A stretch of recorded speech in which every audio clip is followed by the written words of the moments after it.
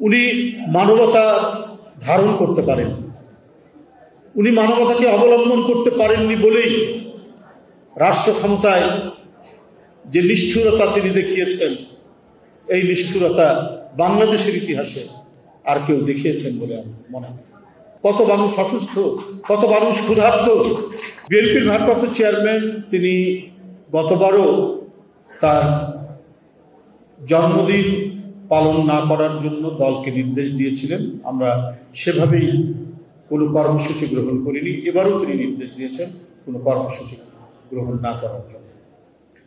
আমি মনে করি যে বিষয়টি উনি গভীরভাবে উপলব্ধি করেছেন, সামগ্রিক বিষয়টি উপলব্ধি করেছেন, সারা দেশকে বিবেচনার মধ্যে নিয়ে একজন জাতীয় নেতা তার জনগণ কিভাবে থাকে, জনগণের গভীরে কি বিষয়টি অনুভূত হচ্ছে সেটা উপলব্ধি করার ক্ষমতা যার যত বেশি, তিনি তত বড় জাতীয় নেতা, তিনি তত বড় জনঘনিষ্ঠ জাতীয় নেতা। আমার মনে হয় ওই বিবেচনায় তিনি বিশ্লেষণ করেছেন সমাজকে, রাষ্ট্রকে, গভীরভাবে অনুধাবন করেছেন সময়কে, সময়, জাতিগোষ্ঠী, রাষ্ট্র, এগুলোকে বিচার বিশ্লেষণ করেই তিনি সিদ্ধান্ত নিয়েছেন।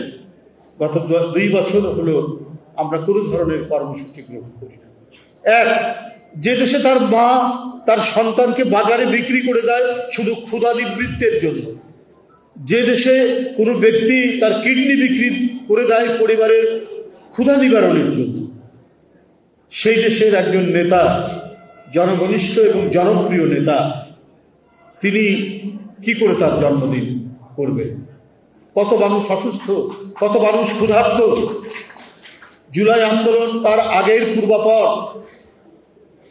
বিএনপির কত নেতাকর্মী এবং সারা দেশের কত মাসুম বাচ্চা, শিশু, তরুণ, কিশোর, যুবকরা নিজের জীবন দিয়ে গণতন্ত্র ফিরিয়ে নিয়ে এসছে।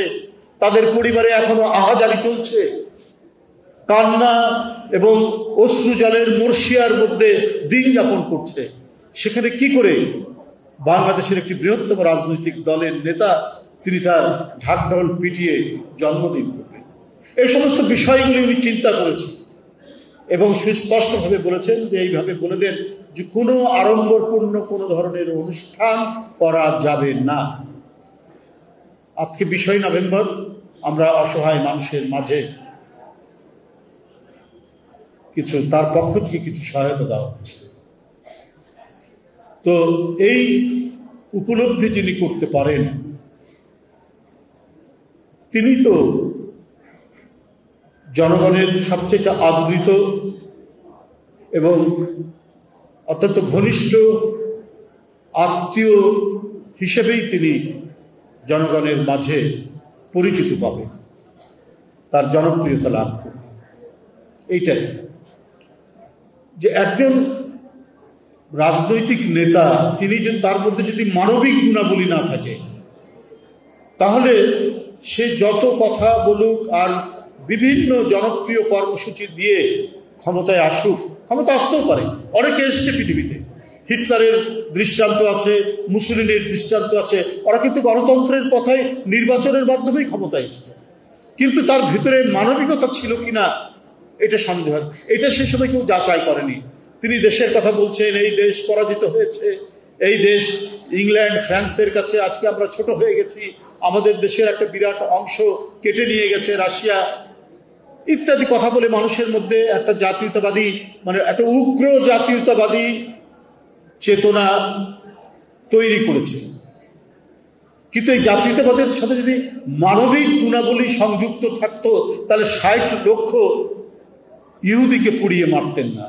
এবং আপনার যে ধরনের টর্চার সেল তিনি করেছেন, গ্যাস চেম্বার তিনি করেছেন, সেই গ্যাস চেম্বারের মধ্যে যেখানে হয়তো একটা চেম্বারের মধ্যে 5 জন লোক থাকতে পারে, সেখানে 50 জন লোককে ঢুকিয়ে একেবারে শ্বাসরুদ্ধ করে হত্যা করতে পারতেন না। তাই প্রকৃত গণতন্ত্রের সাথে মানবতার একটা নিবিড় সম্পর্ক আছে। যে নেতা যত বেশি মানবিক, তিনি তত বেশি গণতন্ত্রী। শেখ হাসিনা সেইখানটাই ছিল তার সবচেয়ে অভাব। উনি মানবতা ধারণ করতে পারেন, উনি মানবতাকে অবলম্বন করতে পারেননি বলেই রাষ্ট্র ক্ষমতায় যে নিষ্ঠুরতা তিনি দেখিয়েছেন, এই নিষ্ঠুরতা বাংলাদেশের ইতিহাসে আর কেউ দেখিয়েছেন বলে আমার মনে হয়। আজকে তিনি 5ই আগস্টের পর থেকে নয়, তার আগে আমরা বিএনপি পরিবার এই রুম্মনের এবং মিথুনের নেতৃত্বে যে প্রতিষ্ঠা করেছিলেন, এটা কিন্তু 5ই আগস্টের আগে এবং তারও আগে 2009 সাল বা 8 সালে শুধু বিএনপির নেতাকর্মী নয়, যারা বিএনপি করে না এই সমস্ত পরিবার আজকেও আছে, তারা যেমন গুলিতে আহত আছেন, নিহত পরিবার আছেন এবং অসহায় পরিবার আছে যারা বিএনপিও করে না। তিনি তো জাতীয় নেতৃত্বের জায়গায় আছেন, তো তিনি শুধু দল নিয়েই চিন্তা করেন, দলের নেতাকর্মী নিয়ে চিন্তা করেন, তাহলে তিনি জাতীয় নেতার আসলে থাকবেন না। এই বৈশিষ্ট্যটি তার মধ্যে নেই। আমরা কদিন আগে ঘুরে আসলাম পটুয়াখালী থেকে, একটা ক্ষুধার্ত লোক 5 দিন খেতে পায়নি, একটা সংবাদপত্রের একবারে কোণে এই সংবাদটি তিনি দেখেছেন কোনো না কোনোভাবে। এখন তো কমিউনিকেশনের নানা মাধ্যম হয়েছে, এই মাধ্যমে তিনি দেখেছেন। আমরা বিএনপি পরিবারকে সেখানে পাঠিয়েছেন, আসলেই দেখি যে 5-6 দিন কিছু খেতে পারেনি, তাদেরকে সহযোগিতা দেওয়ার জন্য তিনি পাঠালেন। আমিও গিয়েছিলাম তাদের সাথে। তারা বিএনপি করে না। এই যে জাতীয় রাজনীতির একটি কেন্দ্রবিন্দু থেকে গোটা জাতিকে তিনি অবগাহন করতে পেরেছেন তার হৃদয়ের মধ্যে, এটাই জাতীয় নেতৃত্বের একটা বড় বৈশিষ্ট্য নিয়েই জনাব তারেক রহমান কাজ করছে।